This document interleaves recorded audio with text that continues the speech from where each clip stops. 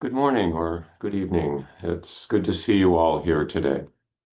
And a special welcome to those from the Amida order who are joining us. So, at Heartland Zen, we've been talking about some chapters from the Dhammapada. And the Dhammapada, as many of you know, is an early Buddhist text that is comprised of 26 chapters, and each chapter contains multiple four-line verses.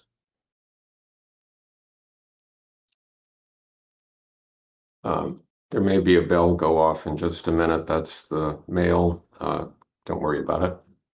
There it goes. And the chapter we're going to be discussing today is usually entitled Happiness in Translation. And the translation I'll be primarily relying on is that of Gil Fronsdal's translation of the Dhammapada. Hmm.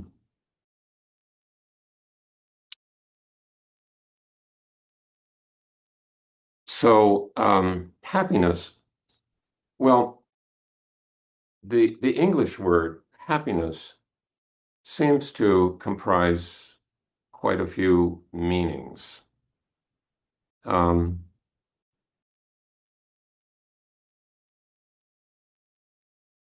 it can refer to anything from kind of a gleeful excitement to a quiet contentment or serene transcendence. It refers to a number of emotions that are quite a bit different from one another. So this text is an invitation to explore what the Buddha was talking about when he used the word that we translate into happiness.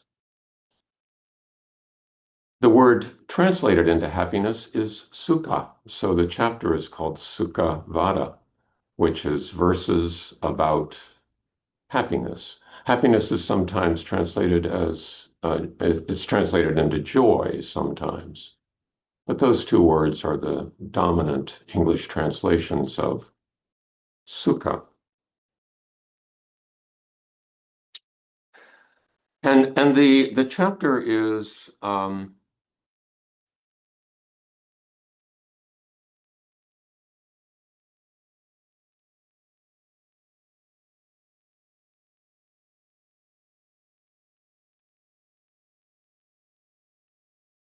the chapter is unusual, I'd say, in Buddhist texts, in that it starts with happiness. Usually, discussions of Buddhism start with something more somber, like suffering, dukkha, as opposed to sukha. And they usually start with uh, talking about the problems associated with human existence, the craving that can turn into disappointment and despair. But this chapter starts at the other direction and starts by talking about happiness. It's a relatively short chapter, and I'm going to just go ahead and read the whole chapter. It's a couple pages, takes less than 3 minutes, just to get us started. Ah, so happily we live, without hate among those with hate. Among people who hate, we live without hate. Ah, so happily we live, without misery among those in misery. Among people in misery, we live without misery. Ah, so happily we live, without ambition among those with ambition, among people who are ambitious, we are without ambition.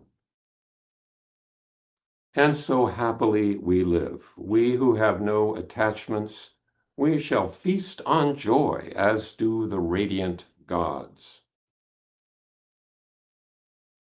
Victory gives birth to hate. The defeated sleep in anguish, giving up both victory and defeat. Those who have attained peace sleep happily. There is no fire like lust, no misfortune like hate, no suffering like the aggregates, and no happiness higher than peace. Hunger is the foremost illness, sankharas, the foremost suffering. For one who knows this as it is, nirvana is the foremost happiness. Health is the foremost possession, contentment the foremost wealth, trust the foremost kinship, and nirvana the foremost happiness. Tasting the flavor of solitude and peace, one becomes free of distress and evil, drinking the flavor of Dharma joy. It's good to see the noble ones. Their company is always a delight. Free from the sight of fools, one would constantly be happy.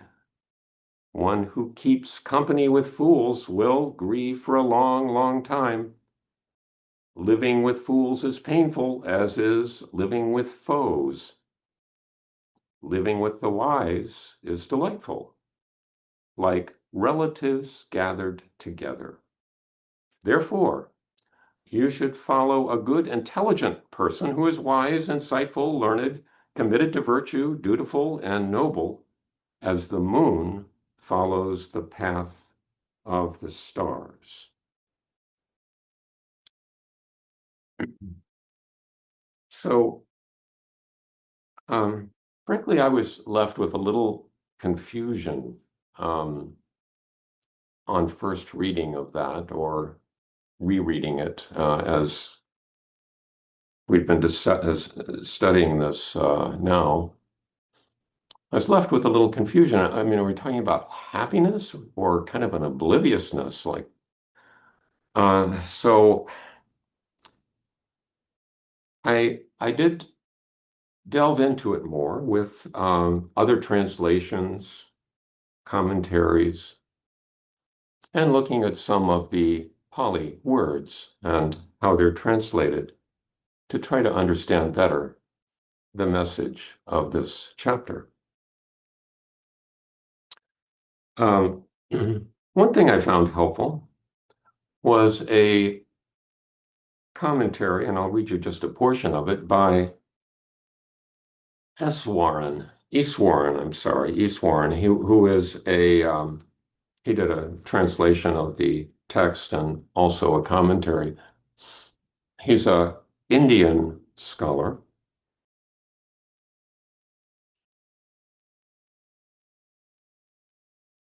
and he writes, popular etymology sometimes derives dukkha from du, a prefix meaning something wrong or evil, and ka, empty space.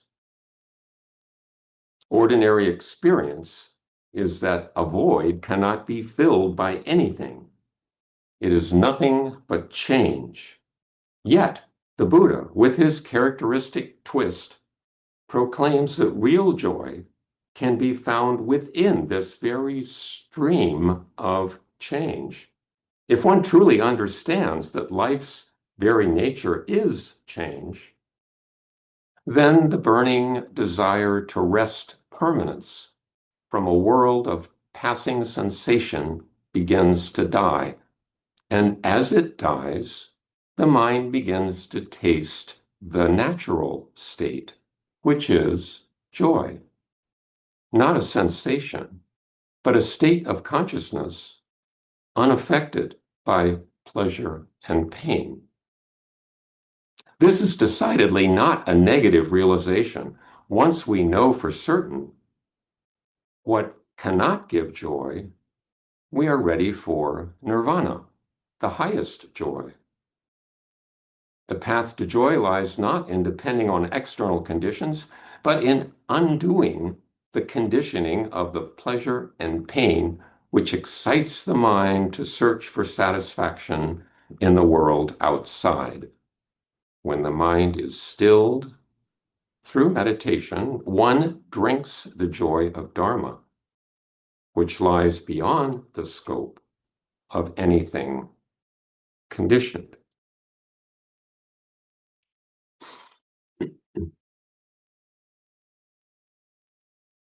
So that commentary helped give me a framework for a better understanding of these passages. And I'll go through some of the passages individually.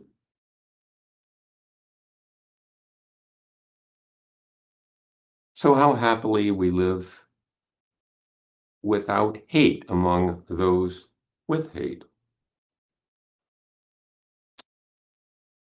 These first three verses have a symmetry about them. Actually, the first four, but especially the first three, where they talk about opposites, those without hate and those with hate. And they use the same word for without hate with a prefix. So hate would be vera, and without hate, avera. Living among people with hate, being without hate. I think this introduces the possibility that living in this world, which contains much that is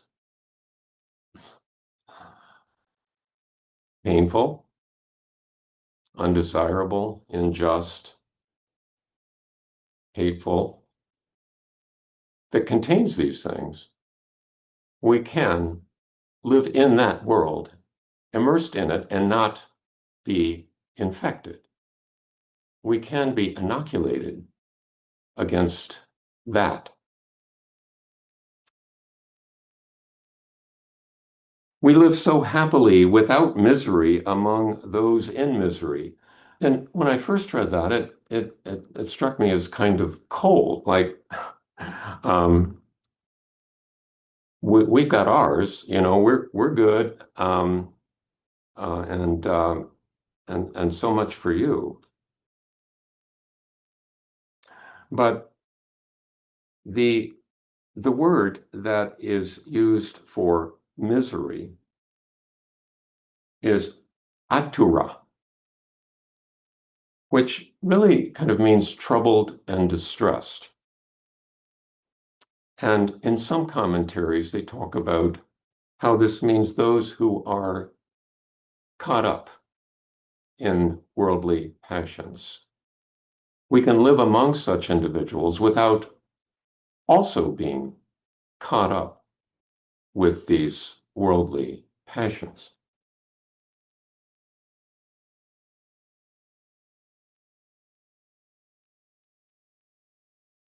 So happily we live without ambition among those with ambition. So this one, again, it sounds like it's advocating being just sort of a solipsistic couch potato and letting everybody else do the work. But the word that is translated into ambition, usaka, can also be translated as yearning or even avarice and greed. So we can live among those who are afflicted with these with greed, with avarice, and not be infected by it, and thus live happily.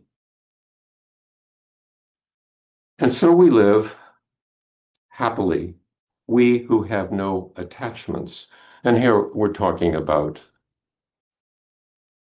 the three poisons: greed, hatred, and delusion, which kind of serves to summarize the first three verses, this being the fourth. We who have no attachments, we feast on joy, as do the radiant gods. In Buddhist cosmology, early Buddhist cosmology, there are a group of devas or gods who don't require food. They just feast on joy. And that's the metaphor that is used here.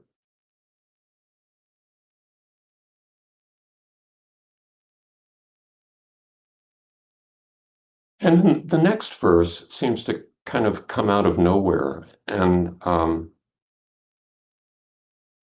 almost as if it's appended there. But victory gives birth to hate. The defeated sleep in anguish, giving up both victory and defeat. Those who have attained peace sleep happily.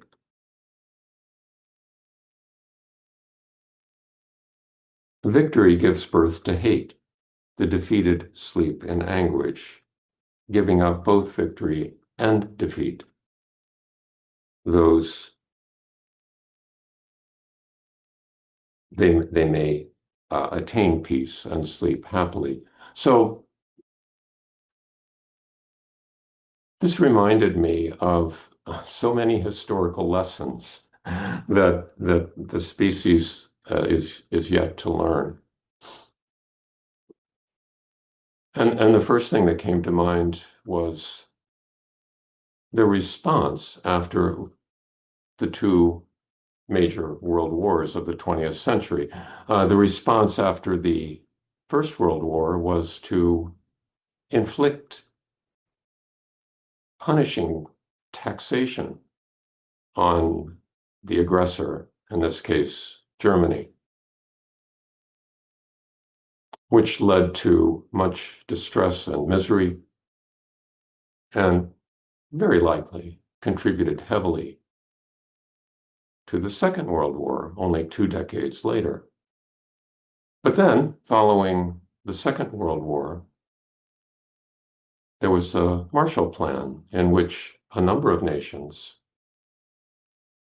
contributed heavily to rebuilding Germany and the German economy. Now, this was partially motivated by fear of communist takeover, but nonetheless, it had the effect of leading to a Europe that went many, many, many decades without wars, at least until now.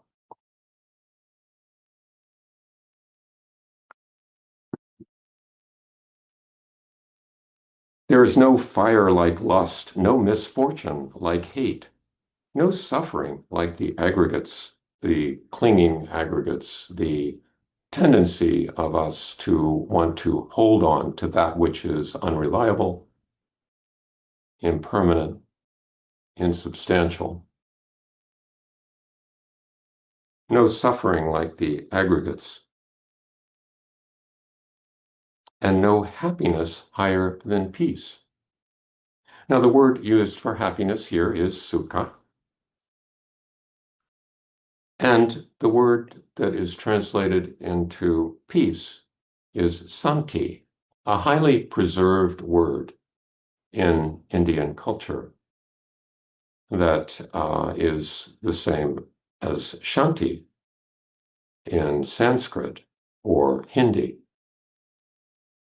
And those who have studied yoga may be familiar with the Shanti, Shanti, Shanti chant, peace, peace of body, mind, and spirit. So that suggests to me that the happiness we're talking about here is a kind of deep peace or contentment, and certainly not a giddy excitement with worldly pleasures.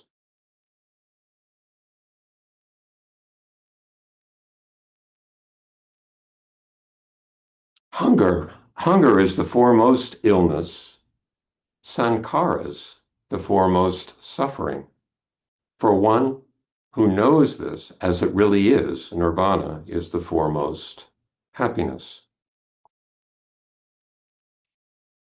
Sankharas here is, again, referring to the skandhas, the clinging aggregates, our tendency to crave and cling.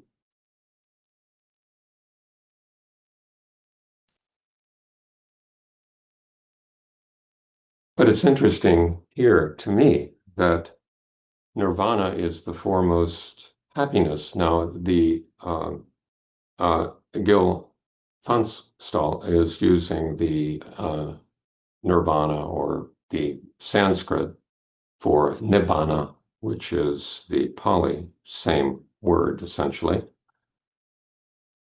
Nibbana is the foremost happiness, which is, and the word for happiness is sukkha.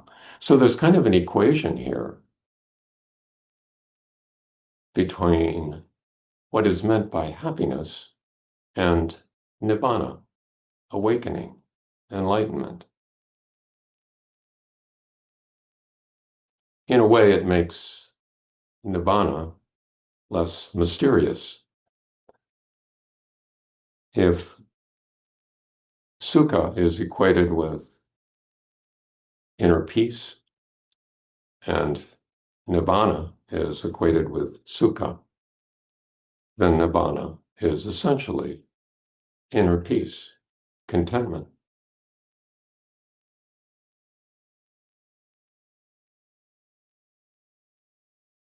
Health is the foremost possession. Contentment, santi, the foremost wealth. Trust, the foremost kinship. And nibbana, the foremost happiness, repeating the last line from the previous verse. There's a story about this, and the word that's used, that's translated into health, is pretty much universally translated into health. They're talking about health. They're talking about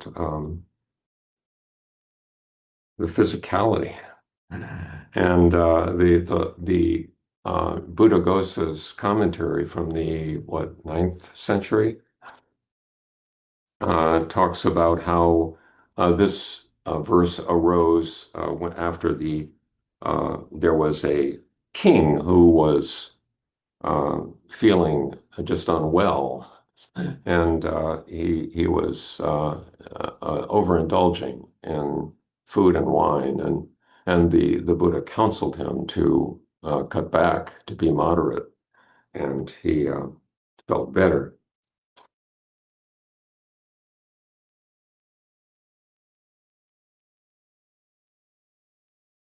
I wanted to go back for a minute to the preceding verse. Hunger is the foremost illness. Um, and again, that hunger is translated as hunger in most translations, and there is a story that relates to that as well in Buddhaghosa's commentary on the Dhammapada. A poor farmer came to hear the Buddha in a state of hunger. Before preaching, the Buddha requested the steward to give him some food to give food to the hungry man. Some monks were indignant at the Buddha's action. Thereupon the Buddha uttered this verse. We don't think of hunger as a disease, but it can be viewed that way. It's something that requires treatment every day. in order to avoid symptoms.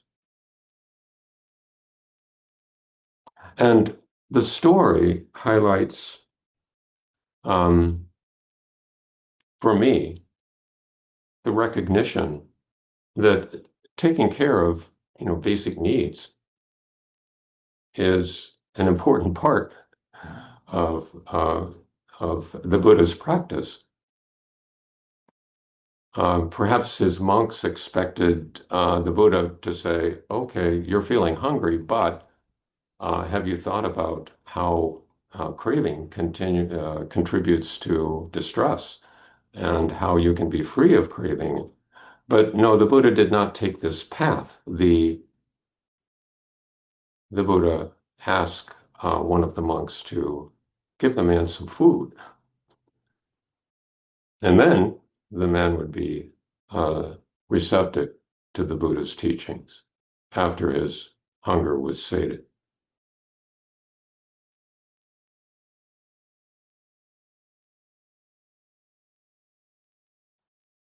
Tasting the flavor of solitude and peace, one becomes free of distress and evil, drinking the flavor of Dharma joy.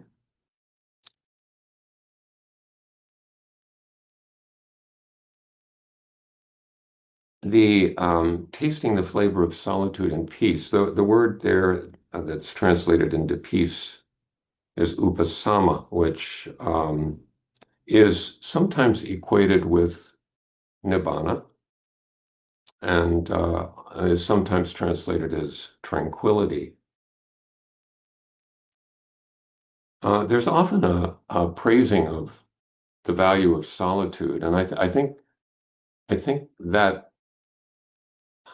points to the importance of being comfortable with solitude, being comfortable by oneself. Not that one should isolate oneself and never interact with anyone else, but the importance of quiet and solitude as a measure of one's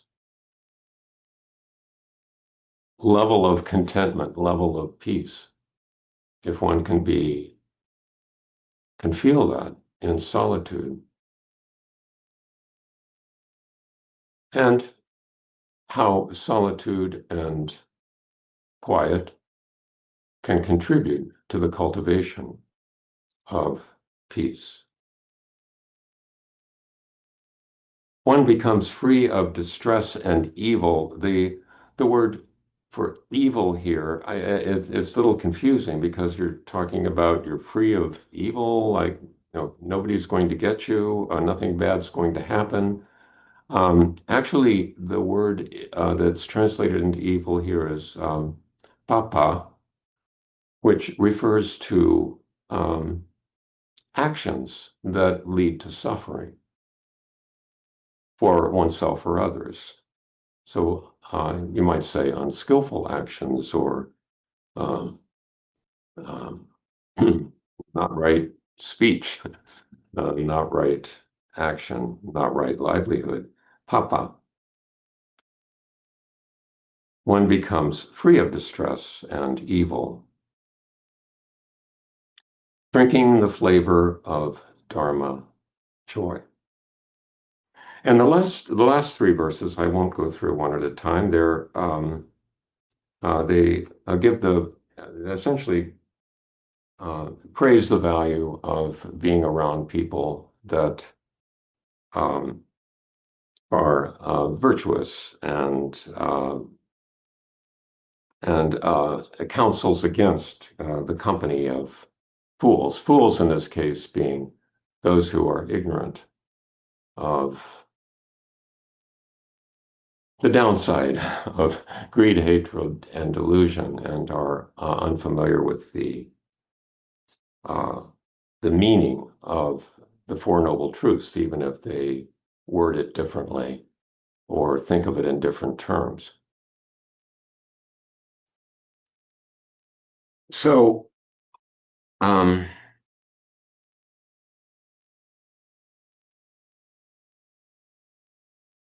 looking into this more, I found a better understanding of what the Buddha was talking about by happiness as an inner peace, an inner contentment,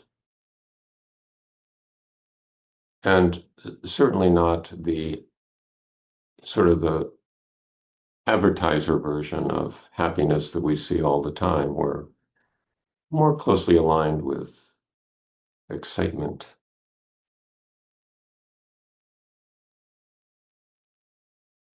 And the Buddha is counseling us that it's possible to maintain this regardless of circumstance, regardless of what others are doing, regardless of the situation one finds oneself in. Which reminds me of another verse of the Buddha from the Pali texts. Praise and blame, fame and shame, gain and loss, pleasure and sorrow, all come and go like the wind.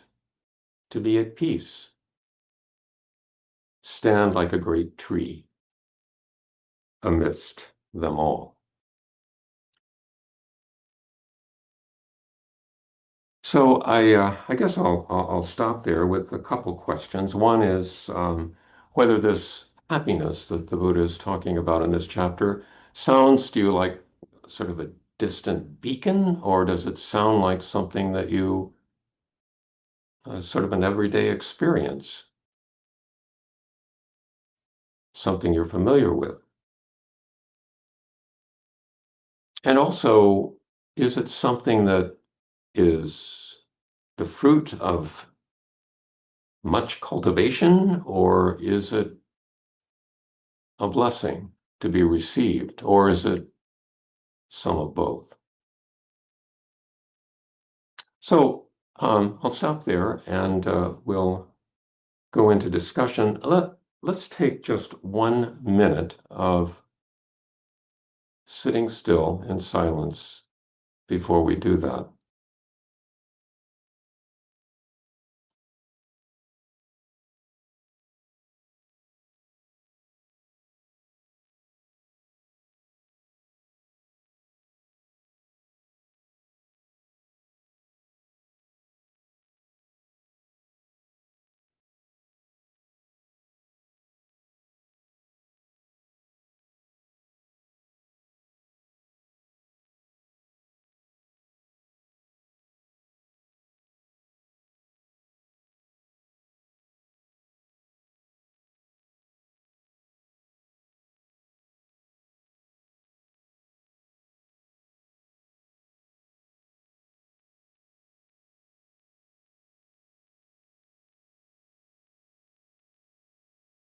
So thank you so much, all of you, for being here today. And let's